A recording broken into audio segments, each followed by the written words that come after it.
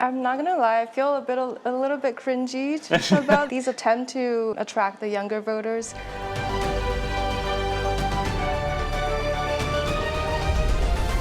This is The Scoop, and we're coming to you live from the TaiwanPlus newsroom in downtown Taipei. I'm Andrew Ryan, and today we're talking about how age has an impact on elections. Now we're going to get things started by looking at how Taiwan is quickly becoming a super-aged society. What does that mean? Have a look at this. This fast food employee is part of a new trend, older people contributing to Taiwan's labor force in greater numbers. With particularly strong showing in the service sector, the latest figures show the labor participation rate of people between 45 and 64 years old has reached 66%, a record high.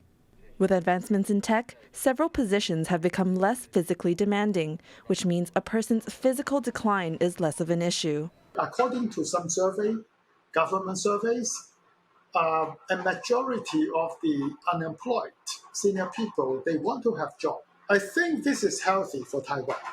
The National Development Council predicts that by 2025, 1 in every 5 people in Taiwan will be over the age of 65, making the country a super-aged society. What are the symptoms of a super-aged society? Well, a lot more older people to take care of is one of the biggest symptoms. That could result in higher healthcare costs for the nation. You know, if you've got more older people requiring more and longer stints in hospital, that's going to push up taxes for the people who are still in a working age, because there needs to be more money going to support the elderly. We should mention, of course, Taiwan has national health care. That means that pretty much everybody in the country, all of us included, are covered by national health insurance. If national health insurance is paying for more older people to have health care, then of course the expenditures are going to be higher. Now, what about our candidates? Do any of their policies seem to be geared towards older voters? Yes, actually all 4 have healthcare policies that do talk about increasing healthcare availability to older people specifically. And, you know, some of them are even talking about doubling, tripling, quadrupling the amount of finance that goes into healthcare. And so where is that money coming from? It has to come from taxes and the people who are working. Checking in at a local hospital, a familiar sight in Taiwan, where all residents are covered by single-payer health insurance. But this year, the Health Ministry has changed how it calculates the budget for the nation's healthcare. It expects that this will cut funding for the National Health Insurance System, or NHI, by nearly $490 million in 2024. 会有高高低低。那我们有看到说每2年高2年低，在2年前出现负值，所以后来专家学者大家都同意说用4年的平均，所以才有他们认为说，今年的计算的方式让他们少了很多钱。 This budget reduction could seriously impact both hospitals and the people they serve, as patients may need to pay more out of pocket for certain procedures. Healthcare professionals have criticized the plan, saying it could keep people from getting the medical attention they need. 那对于这些非常昂贵的医疗新的治疗方法，它就会进到健保的速度就会延宕，因为健保没有钱了。 Others say the issue has been politicized by the current administration. 已经把健保当成一个这个选举的一个政策的这个吸票机啊，所以大打出来的是明年健保是不会涨啊，那不会涨，它的用的方式呢，反而还把健保价往下砍哦。 As Taiwan's population rapidly ages, the country is set to shoulder an ever-growing healthcare burden. Doctors say the government will need to find a way to ensure that they can keep providing patients with the best treatments and care possible. The knock-on effect of that is that there will be more issues in the future. And once a super-aged society starts to become super-aged, it's a very exponential curve downwards in terms of population drop-off. So we're at the start of what could be a pretty deep chasm. And it's not just Taiwan, it's a lot of other countries, especially around East Asia. All 4 candidates have talked about increasing healthcare availability, including caregivers in Taiwan. A lot of caregivers in Taiwan are migrants. Mostly from Southeast Asia? Yep, from Indonesia, Vietnam, Philippines. And there's a push for more homegrown caregivers, but also opening up Taiwan to more migrants to help care for the increasing population of elderly people. It's It's really interesting thing to watch as Taiwan changes. How are the policies that these different candidates are proposing sort of geared towards fixing some of those problems or finding solutions to some of those issues that we're facing. I want to talk about the efforts by our candidates to actually court the younger vote and whether that's been successful or not. We've seen Ko Wen-je singing in a concert and dancing. We also saw Terry Guo on TikTok. Irene, how do you feel about these efforts? I'm not gonna lie, I feel a little bit cringy about these attempts to attract the younger voters, since it's an election again, and younger people, they have their own thoughts, they have their own desires for Taiwan's future. Maybe instead of doing something quirky on TikTok, they should try to raise their policies for younger voters to understand. Now, one of the parties that's had a hard time luring younger votes is the Kuomintang or KMT. Now, recently, in the last couple of years, I've seen a lot of the KMT politicians, Ho Yo-i, the candidate this year included, wearing jeans, wearing white shirts. Do you think that this is a way to appeal to a younger generation? Do you think that works? I think it makes them look approachable, for sure. Yeah, I think it's a technique that politicians have been using around the world for a long time, like to appear like an everyman, right? I think it's a successful technique generally. I think it's a lot less abrasive than the getting on TikTok and flipping tables and doing all the very awkward dance moves and stuff. Less entertaining, but perhaps more successful. A bit more subtle and a bit less abrasive. One of the parties that is actually seeing support from younger voters is the TPP, the Taiwan People's Party, whose candidate Ko Wen-je is a former mayor of Taipei. How do you think they are appealing to a younger voter, Reese?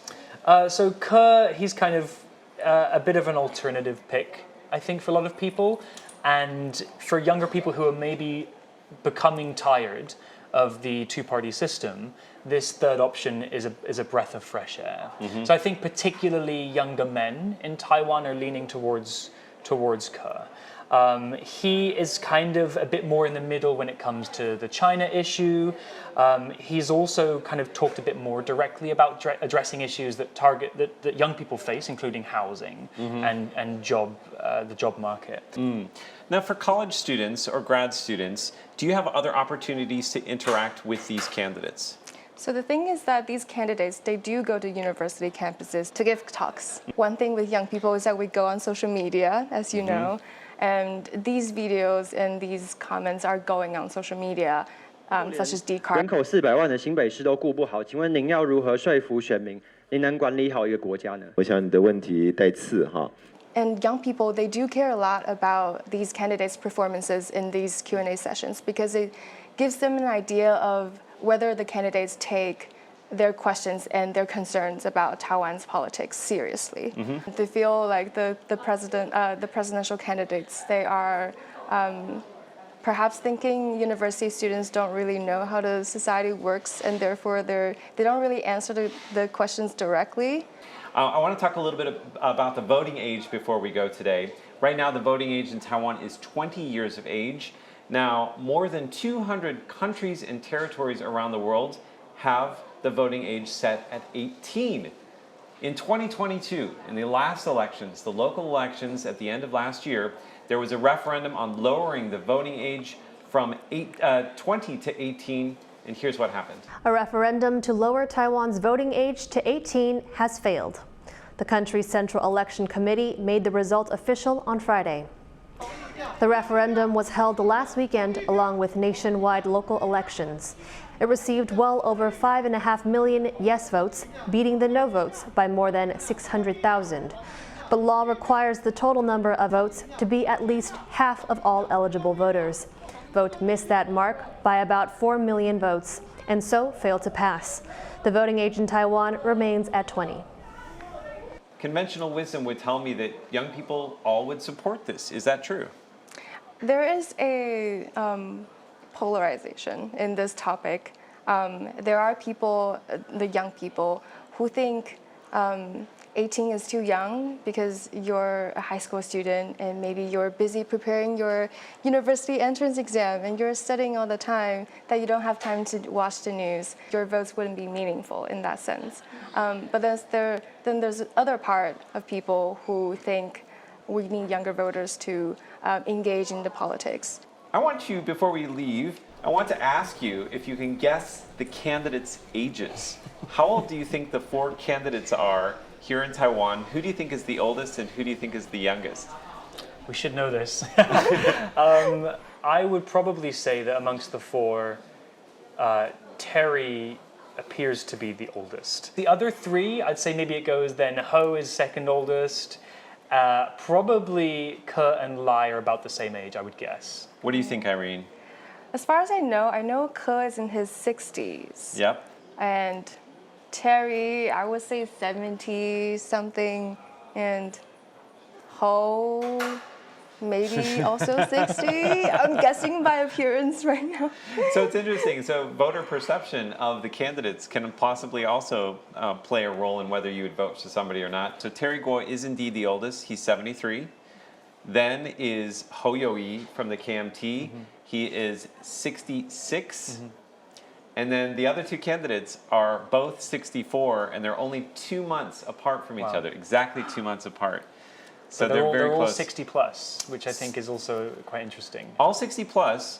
In Taiwan, you have to be 40 to be president. But what's interesting is that they're only less than a decade apart.